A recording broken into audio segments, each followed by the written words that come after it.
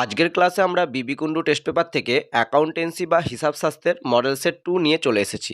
এই model set থেকে যতগুলো প্রশ্ন আছে অর্থাৎ 40টা প্রশ্ন আমরা সমাধান করব, তার সাথে সাথে ব্যাখ্যা করব এবং অল্টারনেটিভ কি প্রশ্ন পরীক্ষায় আসতে পারে সেগুলো নিয়ে আলোচনা করব। যারা চ্যানেলে নতুন তারা অবশ্যই সাবস্ক্রাইব করে নিও, কারণ আগামী দিনে আরও এরকম মডেল সেট আসতে চলেছে তোমাদের জন্য। তো প্রথম প্রশ্ন থেকে আমি শুরু করছি ক্লাসটা। 1, বর্তমান অংশীদারি আইন ভারতে কবে চালু হয়? উত্তর হবে 1932 সালে। তবে এরকম প্রশ্নও পড়তে পারে যে কোম্পানির আইন কবে চালু হয়? 1956 সালে। আর নতুন কবে কোম্পানির আইন সংশোধিত হয়? 2013 সালে। এই তিনটে সাল মনে রাখবে। 1932 হচ্ছে অংশীদারি আইন, 1956 হচ্ছে কোম্পানি আইন, আর 2013 হচ্ছে নতুন কোম্পানি আইন। আচ্ছা, 2 এর প্রশ্ন, কোম্পানির মূলধনের উৎস কোনগুলি? অর্থাৎ কোম্পানি কোথা থেকে মূলধন সংগ্রহ করে? Equity share, preference share, general reserve. উত্তর হবে সবকটি, অর্থাৎ এগুলো সবার থেকেই ইকুইটি শেয়ার বিক্রি করে, প্রেফারেন্স শেয়ার বিক্রি করে, অথবা তোমার হচ্ছে আগে থেকে কোনো রিজার্ভ আছে সেখান থেকে কোম্পানি তার মূলধন সংগ্রহ করতে পারে। 3, নিম্নের কোনটি একটি যৌথ মূলধনী কারবারের বৈশিষ্ট্য নয়? উত্তর হচ্ছে অসীম দায় বা আনলিমিটেড লাইবিলিটি। কেন? কারণ যারা শেয়ার গ্রহীতা তারা হচ্ছে নির্দিষ্ট শেয়ারের মাধ্যমে বা নির্দিষ্ট গ্যারান্টির মাধ্যমে দায়বদ্ধ থাকে কোম্পানির জন্য, তাদের অসীম দায় বহন করতে হয় না। 4, সাধারণ লাভের অতিরিক্ত লাভকে কি বলা হয়? উত্তর হচ্ছে সুপার প্রফিট। আর সুপার প্রফিটের তাহলে ফর্মুলাটা তোমরা মনে রাখবে কি? Average profit minus normal profit. 5, সুনাম কি? সুনাম হচ্ছে একটি অদৃশ্যমান স্থায়ী সম্পত্তি। অপশান ডি হবে তোমার সঠিক উত্তর। 6, অংশীদারি চুক্তি অবর্তমানে অংশীদারিরা কি পেতে পারে? অর্থাৎ চুক্তিপত্র যখন নেয় তখন অংশীদাররা পেতে পারে ঋণের ওপর সুদ। তবে কত পার্সেন্ট সেটাও মনে রাখবে, বছরে 6%। 7, পার্টনার্স কারেন্ট অ্যাকাউন্ট কোন ধরনের অ্যাকাউন্ট? অংশীদারদের হচ্ছে চলতি হিসাব খাত তোমার পার্সোনাল অ্যাকাউন্ট বা ব্যক্তিবাচক হিসাব খাতের মধ্যে পড়ে। 8, লাভ ক্ষতি বন্টনের হিসাবের প্রকৃতি কি? উত্তর হবে নমিনাল অ্যাকাউন্ট বা আয় ব্যয়ের হিসাব। 9, ডিবেঞ্চার হোল্ডার হলেন কোম্পানির কি? উত্তর হবে পাওনাদার। কেন? কারণ তারা যে ঋণ দিয়েছে সেই ঋণ তো তারা পাবে, প্লাস ঋণের ওপর কিছুটা সুদ তারা পাবে। আচ্ছা, এরপর আমরা চলে যাব 10-এর প্রশ্নে। ডিবেঞ্চার হলো ঋণপত্র কি? একটি ঋণকৃত মূলধন, অর্থাৎ লোন ক্যাপিটাল, বাংলায় থাকে ঋণকৃত মূলধন। 11-য় দেখো তোমাকে একটা স্তম্ভ মেলানো দিয়েছে। প্রথমে আছে ইনভেন্টরি টার্নওভার রেশিও, এটা হবে activity ratio. Debt to capital employed ratio, এটা তোমার হবে একটি সলভেন্সি রেশিও। অপারেটিং রেশিও, এটা হবে প্রফিটেবিলিটি রেশিও। আর কারেন্ট রেশিও তোমার হবে লিকুইডিটি রেশিও। অপশান ডি হবে তোমার সঠিক উত্তর। 12, কোনো কোম্পানি ড্যাশ শেয়ার ব্যতীত ড্যাশ শেয়ার বা ড্যাশ তার শেয়ার বিলি করতে পারে না। উত্তর হবে সোয়েট শেয়ার ব্যতীত, ঠিক আছে, অবহারে তার শেয়ার বিলি করতে পারে না। দেখো এখানে প্রিমিয়াম যে লেখা রয়েছে, এই প্রিমিয়ামটা কেটে তোমরা ডিসকাউন্ট করবে, ঠিক আছে।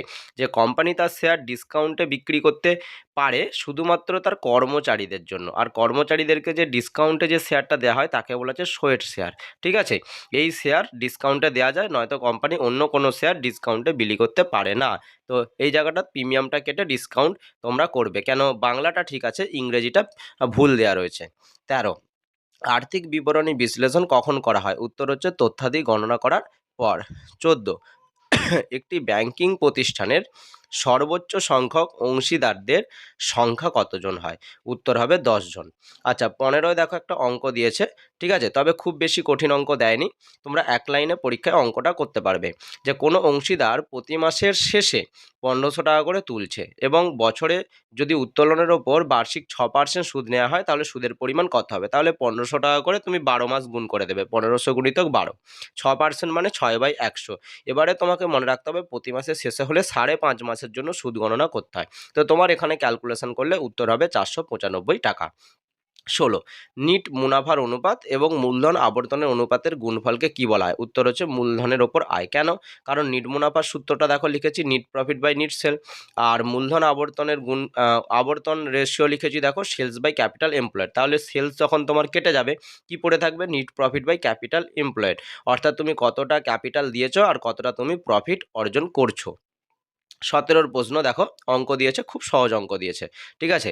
গড় মজুদের পরিমাণ 1,60,000, অর্থাৎ অ্যাভারেজ স্টক দেওয়া রয়েছে 1,60,000। আচ্ছা, মোট মুনাফার পরিমাণ 1,20,000। মোট মুনাফা বলতে গ্রস প্রফিট। আর মজুদ পণ্য আবর্তনের হার 6 গুণ। তাহলে দেখো আমি কস্ট অফ গুডস সোল্ড কী করে পেয়ে যাব, 1,60,000কে 6 দিয়ে গুণ করলে 9,60,000। এখন কস্ট অফ গুডস সোল্ডের সঙ্গে যদি গ্রস প্রফিট অর্থাৎ 1,20,000 যোগ করে দিই তাহলেই তো আমি সেলস পেয়ে যাব। উত্তর হবে 10,80,000 হচ্ছে সেলস। আচ্ছা, এরপরে চলে যাব 18 প্রশ্নে। 18 দেখো একটা অঙ্ক দিয়েছে, ঠিক আছে? অঙ্ক দিলেও এখানে কিন্তু তোমাকে কোনো ক্যালকুলেশন করতে হবে না। কেন? কারণ ভালো করে অঙ্কটা পড়লেই তুমি বুঝতে পারবে যে অঙ্কটাতে কি বলেছে। যে একজন অংশীদার 1 জুলাই 2024 তারিখে ফার্ম থেকে অতিরিক্ত মূলধন হিসাবে 2,00,000 টাকা নিয়ে এলো। অংশীদারদের মধ্যে কোনো চুক্তি ছিল না। এই যে এই কথাটা দেওয়া রয়েছে, অংশীদারদের মধ্যে কোনো চুক্তি ছিল না। তাহলে 1 মার্চ 2025 সালে অংশীদাররা মূলধনের ওপর 5% বার্ষিক হারে কত সুদ পাবে? দেখো চুক্তিপত্র না থাকলে ইন্টারেস্ট অন ক্যাপিটাল কেউ পাবে না। তাহলে ইন্টারেস্ট অন ক্যাপিটাল কী হবে? 0 হবে। ঠিক আছে। 19 কোম্পানি আইন 2013 অনুযায়ী কোনটা ব্যবসায়িক প্রদেয়? ব্যবসায়িক প্রদেয় মানে ট্রেড পেয়েবেলের মধ্যে ধরা হয়। উত্তর হবে পাওনাদারকে ট্রেড পেয়েবেলের মধ্যে ধরা হয়। আর একটা হতে পারে, সেটা কি তোমার বিলস পেয়েবেল। ঠিক আছে। 20 ড্যাশ বিশ্লেষণের ফলে প্রাপ্ত তথ্যসমূহ শুধুমাত্র শতকরায় প্রকাশ হয়। এটা উত্তর হবে সম আকার বা কমন সাইজ। ঠিক আছে। বিশ্লেষণের ক্ষেত্রে তোমার হচ্ছে সমস্ত কিছুকে শতকরায় প্রকাশ করতে হয়। তবে এটাও মনে রাখতে হবে যে কাকে কত ধরা হয়। ঠিক আছে। যখন আমরা প্রফিট অ্যান্ড লসকে বা প্রফিট অ্যান্ড লস স্টেটমেন্টকে যখন আমরা অ্যানালিসিস করি তখন আমরা নিট সেলকে 100 ধরে নিই। আর যখন আমরা হচ্ছে ব্যালেন্স শিট অ্যানালিসিস করি তখন আমরা টোটাল সেলকে টোটাল অ্যাসেটকে আমরা 100 ধরে নিই। এই দুটো জিনিস মনে রাখবে। একটা হচ্ছে নিট সেল সমান 100, একটা টোটাল অ্যাসেট সমান 100। ঠিক আছে। 21 দাবিহীন লভ্যাংশ যে শিরোনামে অন্তর্ভুক্ত থাকে, আনক্লেম ডিভিডেন্ড। এখন দেখো এই জিনিসটা কি, যে কোম্পানির যারা শেয়ার কিনেছে তাদেরকে কোম্পানির লাভ হলে সেই লাভের অংশ দিতে হয়। ধরো একটা কোম্পানিতে 500 টাকা লাভ হয়েছে এবং 100 জন শেয়ার হোল্ডার আছে, তাহলে প্রত্যেকে 5 টাকা করে পাবে। কোম্পানি বললো যে সবাইকে 5 টাকা করে দেওয়া হবে, এটাকে বলা হচ্ছে ডিভিডেন্ড ঘোষণা করে দিল। এবার দেখা গেল যে সবাই যে যার ডিভিডেন্ড পেয়ে গেছে, কিন্তু একজন তার ডিভিডেন্ড এখনো পর্যন্ত নেয়নি, মানে কারবার থেকে বা কোম্পানি থেকে এখনো 5 টাকা তোলেনি। তাহলে সেই যে 5 টাকাটা কারবারে এখনো আছে সেটা হচ্ছে চলতি দায়, কারেন্ট লাইবিলিটি। যেদিন ওই 5 টাকাটা শেয়ার হোল্ডারকে দিয়ে দেবে বা ডিভিডেন্ড হচ্ছে দিয়ে দেবে, সেদিন হচ্ছে কোম্পানির দায় সমাপ্ত হবে।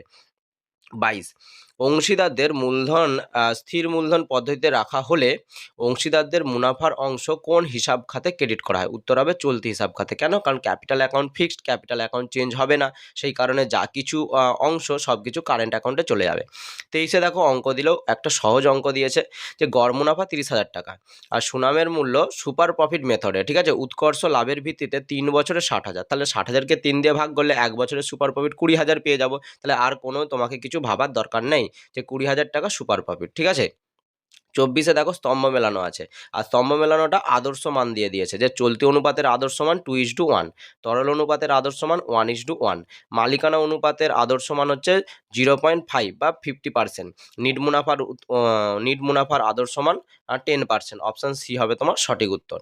এরপর চলে যাব আমরা 25 প্রশ্নে, যে নিচের কোনটি শেয়ার হোল্ডারদের তহবিলের অন্তর্গত নয়? উত্তর হচ্ছে অমীমাংসিত আবন্টন শেয়ারের আবেদনের অর্থ। ঠিক আছে, এটি শেয়ার হোল্ডারদের তহবিলের অন্তর্গত বিষয় নয়। 26 যদি বিক্রেতা পণ্যের পর্তা মূল্য 7,20,000 টাকা, মানে কস্ট অফ গুডস সোল্ড তোমার দেওয়া রয়েছে 7,20,000 টাকা, মোট বিক্রি হয়েছে কত? 10 লক্ষ টাকা। অন্তর্মুখী ফেরত যেটাকে বলছে সেলস রিটার্ন, ঠিক আছে, বা রিটার্ন ইনওয়ার্ড কত হয়েছে? 40,000। আর বহির্মুখী ফেরত 12,000, অর্থাৎ রিটার্ন আউটওয়ার্ড। তাহলে মোট মুনাফা কত? প্রথমে তোমাকে গ্রস প্রফিট বার করতে হবে। গ্রস প্রফিট কী করে বার করবে? দেখো সেলস হয়েছে কত? 10 লক্ষ, আর ফেরত এসেছে 40,000। তাহলে দেখো অঙ্কে আমি লিখেছি 9,60,000, এটা প্রথমে তোমাকে লিখে দিতে হবে। ঠিক আছে।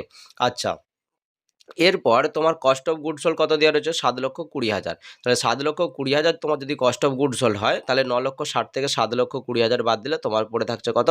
2,40,000 টাকা। এখন 9,60,000 টাকার মধ্যে যদি 2,40,000 টাকা তোমার প্রফিট হয়, তাহলে প্রফিট রেশিও কত? 25%। ঠিক আছে। 27 চলতি অনুপাত 3:1 এবং কার্যকরী মূলধন 1,20,000, অর্থাৎ কারেন্ট রেশিও দেওয়া রয়েছে এবং ওয়ার্কিং ক্যাপিটাল ব্যাঙ্ক ওভারড্রাফট 10,000। তাহলে তরল দায় বা লিকুইডিটি লাইবিলিটি কত? দেখো যখন তোমার এই ধরনের অঙ্ক থাকবে তখন তুমি চলতি অনুপাতের যে 3:1, একটাকে ধরে নেবে 3x, একটাকে ধরে নেবে 1x। এখন এই 3x থেকে 1x বাদ দিলে 2x, তাহলে কারেন্ট অ্যাসেট থেকে কারেন্ট লাইবিলিটি বাদ দিলে সেটাই আমাদের কি? Working capital. তাহলে 2x সমান দেখো আমি লিখেছি 1,20,000 আর x সমান 60,000। তাহলে আমার কি হচ্ছে? আমার লাইবিলিটিস বা কারেন্ট লাইবিলিটিস হচ্ছে 60,000। এবার কারেন্ট লাইবিলিটি দেখো যখন আমি ব্যাঙ্ক ওভারড্রাফট আরও 10,000 বাদ দেবো তখন 50,000 হয়ে যাবে আমার কি হচ্ছে লিকুইড লায়াবিলিটি। ঠিক আছে, উত্তর হবে 50,000। 28, যদি বিক্রয়ের পরিমাণ 4 লক্ষ টাকা হয় এবং মোট লাভ 25%, গড় সম্ভার 50,000 টাকা, তার স্টক টার্নওভার রেশিও কত? দেখো, বিক্রি হচ্ছে 4 লক্ষ টাকা, গ্রস প্রফিট 25%, তাহলে 4 লক্ষ টাকার 25% হবে 1 লক্ষ, তাহলে কস্ট অফ গুডস সোল্ড 3 লক্ষ। দেখো আমি অঙ্কে লিখেছি 3 লক্ষ। এবার কস্ট অফ গুডস সোল্ডকে অ্যাভারেজ স্টক দিয়ে যখন আমি ভাগ করবো 50,000 দিয়ে, তখন দেখো তোমার হচ্ছে 6 টাইমস। ঠিক আছে, অর্থাৎ 6 হবে তোমার স্টক টার্নওভার রেশিও। 29, যদি ক্রেডিটর টার্নওভার 8 হয় তাহলে গড় প্রদানের সময় কত হবে? সবসময় 12 মাসকে 8 দিয়ে ভাগ করবে, তাহলে তোমার হবে 1.5 মাস। 30, সংরক্ষিত মূলধন, আচ্ছা নিচের কোনটি সত্য এবং কোনটা মিথ্যা তোমাকে বলেছে, বা এখানে তোমাকে সত্য মিথ্যা নির্বাচন করতে হবে। সংরক্ষিত মূলধন হলো যৌথ মূলধনী প্রতিষ্ঠানের অনুমোদিত মূলধনের একটা অংশ, এটা হচ্ছে ঠিক। প্রতিষ্ঠান চালু অবস্থায় সংরক্ষিত মূলধনের দ্বারা দায় বা ক্ষতি মেটানো যায়, এটা হচ্ছে ভুল। সংরক্ষিত মূলধন হিসাব বইয়ের বহির্ভূত, এটা হচ্ছে ঠিক। মূলধন জাতীয় লাভ থেকে সংরক্ষিত মূলধন সৃষ্ট, এটা হচ্ছে ভুল। তাহলে কি দেখলাম, 1 এবং 3-এরটা ঠিক, 2 এবং 4-এরটা ভুল। অপশান এ হচ্ছে তোমার সঠিক উত্তর। আচ্ছা, 31-এর প্রশ্নটাতে একটি অঙ্ক দিয়েছে এবং এই অঙ্কটার একটু ক্যালকুলেশনটা গন্ডগোল হয়েছে। এই ক্যালকুলেশনটা আমি তোমাদের কমেন্টে পিন করে দেবো, ঠিক আছে? এরপর আমরা 32-এর প্রশ্নতে চলে যাচ্ছি। 32-এ দেখো কি দেওয়া রয়েছে, এক্স এলটিডি বি এলটিডির কাছ থেকে 50 লক্ষ টাকার সম্পত্তি এবং 5 লক্ষ টাকার পাওনা অধিগ্রহণ করেছে এবং এই এলটিডি 25% প্রিমিয়াম সহ 100 টাকার 8% ডিবেঞ্চার ক্রয়ের প্রতিদান হিসাবে দিয়েছে। তাহলে সে কতকগুলো ডিবেঞ্চার দিয়েছে? দেখো, 50 লক্ষ টাকার সম্পত্তি এবং 5 লক্ষ টাকার পাওনা মাইনাস করলে কত হচ্ছে, 45 লক্ষ টাকার জিনিস বা নিট সম্পত্তি কিনেছে। এবার একটা ডিবেঞ্চারে ক টাকা দাম, 100 টাকা প্লাস 25 টাকা প্রিমিয়াম, তাহলে 125। তাহলে 45 লক্ষকে 125 দিয়ে তোমার ভাগ করলে হবে 36,000, অর্থাৎ এক্স এলটিডি 36,000 ডিবেঞ্চার তোমাকে দিয়েছে বা 36,000 ইউনিট ডিবেঞ্চার দিয়েছে। 33, দাবি এবং যুক্তি এখানে চিহ্নিত করতে বলেছে, কিন্তু শুধুমাত্র দাবিই আছে, কোনো এখানে যুক্তিটা দেওয়া নেই। দেখো, দাবির তলায় আমি আন্ডারলাইন করেছি, কিন্তু এখানে আরেকটা অংশ দেওয়া উচিত ছিল, সেটা হচ্ছে যুক্তি। ঠিক আছে, সেই কারণে এখানে আমি তোমার আনসারটা করতে পারিনি। আচ্ছা, 34-এরটা দেখো, 34-এরটা কিন্তু আগের বারে এইচএসেও এসেছিল।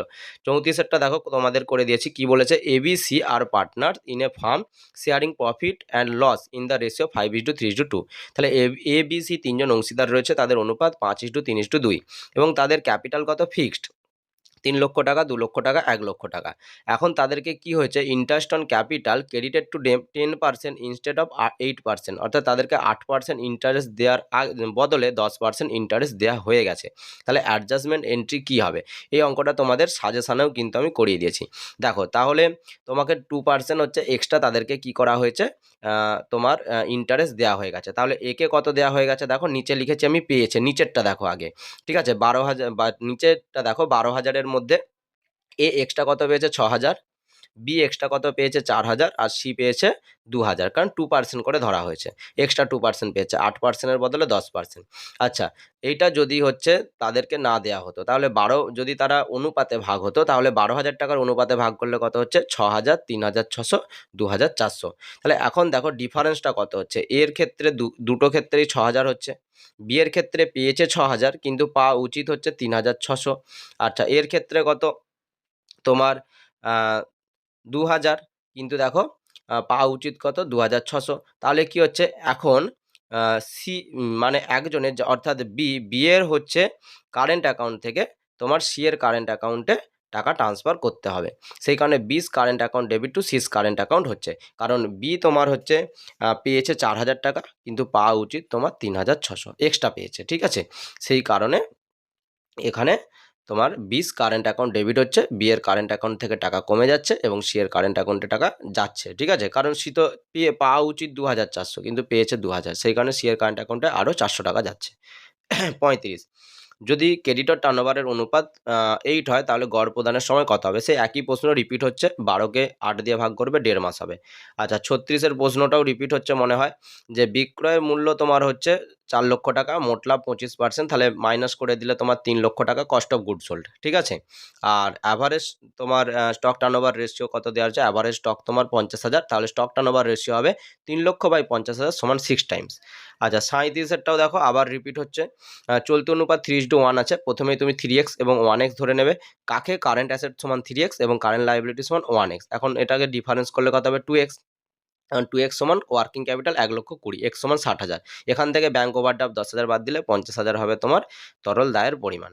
38 অংশীদারি কারবারে মূলধন হিসাব রাখা হয় স্থির অথবা পরিবর্তনশীল পদ্ধতিতে। ঠিক, স্থির মূলধন পদ্ধতিতে কোনো চলতি হিসাব খাত রাখা হয় না, ভুল। ঠিক আছে, কেন? কারণ স্থির মূলধন পদ্ধতিতেই তো আমরা চলতি হিসাব খাত রাখি। তাহলে তোমার অপশান এ হচ্ছে ঠিক এবং তার পরেরটা হচ্ছে তোমার ভুল। তাহলে এখানে আমরা অপশান পাচ্ছি কোনটা? এর অপশানটা। 39 ঋণপত্র বিলির ক্ষেত্রে ক্ষতি হলো কি? ক্ষতি হচ্ছে একটি ফিকটিটাস অ্যাসেট বা অলিক সম্পত্তি। ঠিক আছে, 40 দেখো, the amount of general reserve of a partnership firm 20,000, the profit sharing ratio among the partner PQR is 5:3:2, the share of reserve of Q and R together is, বলছে আর এবং কিউ এবং আর যে রিজার্ভটা পাবে সেই রিজার্ভটা কার সাথে সমান হবে? উত্তর হবে ইকুয়াল টু পি। কেন? পি এর দেখো 5 অংশ, 10 ভাগের 5 অংশ, তাহলে অর্ধেক তো পি পেয়ে যাচ্ছে, আর বাকি অর্ধেক কে পাচ্ছে? কিউ এবং আর। তাহলে কিউ এবং আর দুজনে মিলে যতটা পাচ্ছে, পি একাই ততটা পাচ্ছে। ঠিক আছে, তো আজকের জন্য তোমাদের এতটা থাকবে। নেক্সট ক্লাসে আমরা আরও মডেল সেট নিয়ে আসবো। চ্যানেলটা তোমরা সাবস্ক্রাইব করে রেখো। ধন্যবাদ।